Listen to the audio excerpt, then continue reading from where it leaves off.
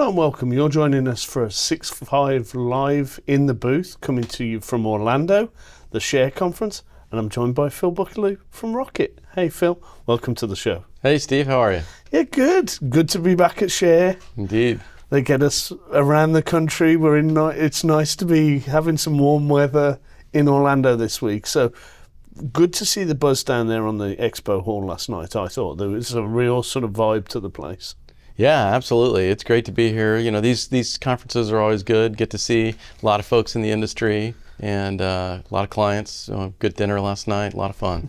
So we know each other well, but maybe just before we dive straight in here, just position your role and then we'll get going. Sure. I lead the Infrastructure Modernization team for Rocket Software. This is the team that does a lot of the core mainframe assets for us. Been there for a couple years and, really excited to be a part of a big growing company. So 2024 is a big year for you guys. Lots of things going on. We've spoken already this year about some of the inorganic growth strategy, but I think we're focusing in today. There's some announcements. We'll come to those. But maybe just provide a bit of structural sort of insight into where and how Rocket's going to market. Right. So we've been talking to clients, and our clients are facing tons of challenges in the marketplace today. Most of the demand for newer solutions revolves around kind of three areas. Mm-hmm. There's a lot of focus around hybrid cloud. Clients want to be able to have their mainframe be a part of a broader ecosystem that includes different, distributed and public cloud capabilities. And so hybrid cloud's been a big focus, a bunch of asks from clients. We got a bunch of new products and asks and announcements in that space. Then there's a big uptick in security and governance. Mm-hmm. And so that's an area that we're focused on. Obviously, a lot of new regulations are in place there, and that's something that's driving our clients to look for some new solutions. And then finally, there continues to be pressure on expense and needing to improve the performance, lower the MIPS usage of certain applications, but also to address skills challenges. And that's where a lot of our core portfolio has been for a long time, and we've made some improvements and added some capabilities to really, address some of those challenges that our clients are facing as well. So maybe let's use that as a structure for the next few minutes. Maybe talk to me a little bit about the hybrid cloud, some announcements coming out this week. Where do you see that? Because I agree with the strategy. I'm seeing the conversation change. One of my sayings I use all the time is cloud is not a destination, it's an operating model. And I think people have kind of gone from we're moving from on-premises to the cloud. That sort of messaging has changed, and people are now saying, I've got to maybe connect this thing to other. You guys do a lot around open. I've got to open the platform up. I've got to connect it. I'm going to be maybe running more microservices on the platform. All that's changing. So kind of where do you see that from a hybrid cloud perspective? This is probably the hottest space and where we've got one of our hottest products, honestly. So many clients value the capabilities that their mainframe has at processing all of those transactional workloads. And the data that comes off of those transactions is gold. It's needed for a lot of real-time analytics. It's needed for model training, all of these things. And often those types of workloads are somewhat elastic in nature, and so they kind of fit well in that cloud type operating model. Mm-hmm. And so increasingly clients have said, can you help us to be able to have the data live in both places sometimes, or to be able to access the data easily from the outside. And so we've long had assets in the data virtualization space so that clients can have calls from the cloud, come back in, pull data back from the mainframe somewhat on an ad hoc or kind of a bulk basis. What we've just started to announce is a new product, Rocket Data Replicate and Sync, which allows you to take those bulk moves, but then do the change data capture or to keep that data in sync in near real time. And it's somewhat differentiated in that you can do bidirectional synchronization. It covers many more sources on the mainframe than most of the competitive set does. It can go many to many. and you really have tons of targets. So a lot of clients need to have that data land in AWS or Azure or Snowflake or in a Postgres database in a distributed environment. And so being able to kind of cover that landscape is really making it easy for those clients to have those hybrid workloads. So they keep their transactions safe and sound with all the reliability and availability on the mainframe, but then they're able to benefit from using cloud services for new generative AI or other types of approaches. And it's been really beneficial. And I mean, that's where we see the trend. I mean, I don't think we're trying to take down some of those silos, make the platform more open, do a lot of work with APIs, benefit from some of that core transactional data into things like AI and some of those services that may well live, as you say, on the public cloud.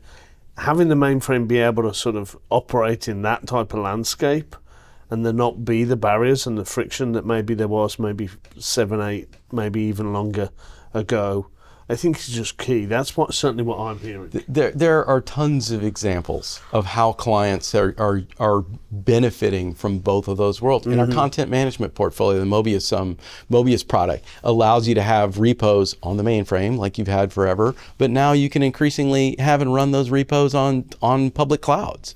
And so that's beneficial for clients that need to have that data to be able to access in new ways. We've got a lot of innovations happening in the storage space, so that instead of having your archive data sent to more expensive DASD or VTL environment right next to the mainframe, you can pump it off to cheap object storage, which is running 1/10 of a cent per gig per month. Put it in the cloud. And to have it, and you get some resiliency benefits out of that too. So those are all areas that are contributing to hybrid cloud. And then we also see a lot of innovations happening in the DevOps space. And so, we've been a long founding member of the Zoe product with Broadcom and IBM as a part of the Open Mainframe project. That's something that we continue to invest in, and so that's important to be able to have new people to be able to access information on the mainframe, but to be able to build and have the next generation use things in new ways. We've also ported a bunch of open source capabilities over to the mainframe so that you can run those and build new tool chains and pipelines that string together things that are happening on your mainframe with things that are happening in other parts of your environment. I think people don't give the Open Mainframe project that credit. What are we coming up now on almost 10 years with that? It's next year it'll be 10 years old as an open source project. It's gone from strength to strength. You guys with Zoe, if we'd have said, 5 or 6 years ago, that people are going to have open source as part of their ZOS environment, I think people were sort of, are you guys serious? Are you really going to do that? But now that's kind of part of the normal sort of conversation, and those platforms have opened up, and you guys have been involved in that from the get-go. It is. It's really good to see that continuing to take hold with the clients. We continue to invest. We and the other players in the project continue to upstream changes into those components. And it continues to get traction. We're really encouraged. We're building a lot of our user interfaces on that code that we're shipping to clients as well. So that allows us to benefit from some of the investment as well. It's good news all around. So you talked about it, and I'll take you back there. We talked about regulation. I've seen tracking what's happening with DORA over in Europe.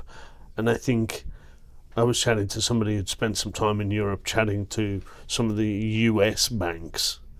And they're also having to sort of be dragged along by that regulatory framework. I think that's good regulation in general, but it's starting to have a real impact on kind of how, particularly some of the mainframe shops are having to operate. Are you starting to see that come through? Absolutely. It seems like the regulators sometimes tend to follow each other as well. So as soon as one has an idea that I'm sure they share notes. Absolutely. And you even start to see some of the same things in DORA that are showing up in the new PCI 4.0 policies, and then there's other things that are happening in the NIST definitions, which are always precursors to everything else. And so that is kind of turning into a groundswell. And I think the thematic point there is that the regulators and the people that are running the mainframe environments can no longer kind of live with the security through obscurity, approach that has honestly benefited the industry for decades. And now it's important to start doing some of the newer types of hygiene that you see on other types of platforms and other environments, and embracing that. So, for example, another one of our hottest products is a vulnerability scanner that looks at the authorized program facility and all of the different things that are running. And the mainframe has some differences on how privileges can be elevated and so forth in the distributed environment. So you need kind of different tools than the traditional kind of antivirus stuff that you've seen in the distributed world. And so by being able to bring out some capability in that space so that clients can look to make sure that there's not code that can escalate privileges and have bad guys do things, because the downside of that happening is really, really incredible. The other area that we're seeing in that kind of security and governance space is clients are increasingly running open source on their mainframe. Things like Git and Make and curl and bash and all these open source programs. And so as you do that, that's obviously very beneficial, from having better DevOps pipelines and being able to build and run code and better CI/CD tools and so forth. But that also means you have to have vendors and other capabilities to get secure acquisition of those packages from secure repos, and have a company you can call if there's a bug, like a log4j type issue in one of those instances, that you can fix it quickly. And the regulators have picked up on all of that usage of open source, which a surprising number of our clients, when asked to go check if they're running any of those things on the mainframe, find that they already are. Yeah. And so being able to help them by supporting, we ported a bunch of those packages ourselves, and being able to support them. You've done a great job of that, I think. I think people want to access those tools, they want to get the innovation, they want to harness that and bring it to their mainframe platform. But it's also where the crown jewels of the data is, so it's got to be supported, it's got to be working, you've got to know if something goes wrong in the middle of the night that you've got a person that you can call. Absolutely. It's not just a security blanket for our clients, but increasingly DORA and these other regulations require they require you now to scan your mainframe at least annually, and increase. And we really believe the best practice is every time you do an install where you're changing some componentry, you would need to scan it, just like they do in every other part of the it's ecosystem. Moving beyond the regulation and some of the mandated things you have to do, and just making it part of your operational processes for good hygiene of the platform.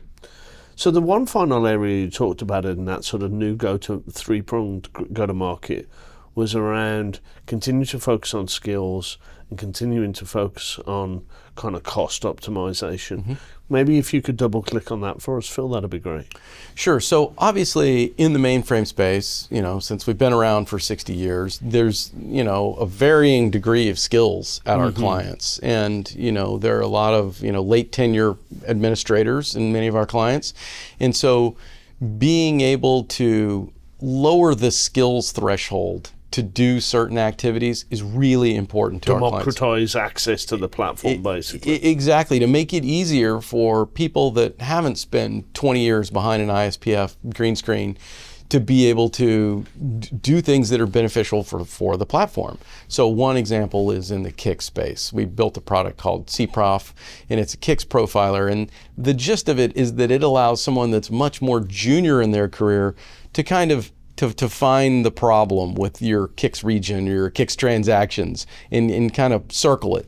You still may need your more experienced Kix admin to come in and fix the problem, but you're not spending all of their time trying to find, debug, and put the red circle around where the issue is. So if you can lower that skills threshold and provide tools like that to clients, then that can be really beneficial. But as people have started to retire out, or they've seen attrition among that skill set, it gives those more junior Kix programmers and the Kix team a gateway to get in. They can start to add value within the team, build their skills and add value at the same time. So it's not that they're in a sort of 3-year skills gathering exercise.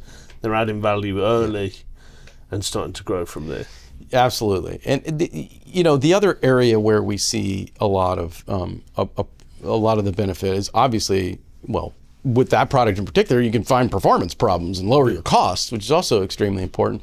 But in other parts of like the traditional approach to managing mainframe, workload management or monitoring, that's where we're increasingly using AI tools to be able to help diagnose, understand problems, help you find information. We just added some AI capabilities to our doc portal, and that's getting rave reviews from our clients and partners because they're able to find things more easily. And so bringing those types of tools, doing predictive AI to be able to see where you're going to be out of tolerance on a particular transaction that might eat up a ton of MIPS, that's another example where we're able to bring value to clients. So really our investment thesis and what we've been listening to clients on is help me find ways to find those problems with less expertise in such a way that can help me to be more efficient. So we're here at Share. I spent some time on the Rocket booth last night. What would be those key 3 or 4 things that, let's keep it nice and tight, but what would be those maybe 3 things that people should be taking away from Rocket's attendance at Share this week? Well, first of all, the big picture is that, Rocket is a company that's focused on helping you to modernize your environment. We are supporters. We are avid supporters of the mainframe environment. And we're also working to help you modernize your business with everything that's touching and interacting with that mainframe. So if you've got problems or challenges in that area, we want to talk to you because we really think the solutions that we've brought to market and that we're bringing to market and that we will continue to acquire and bring to market are the kinds of solutions that are going to really help there.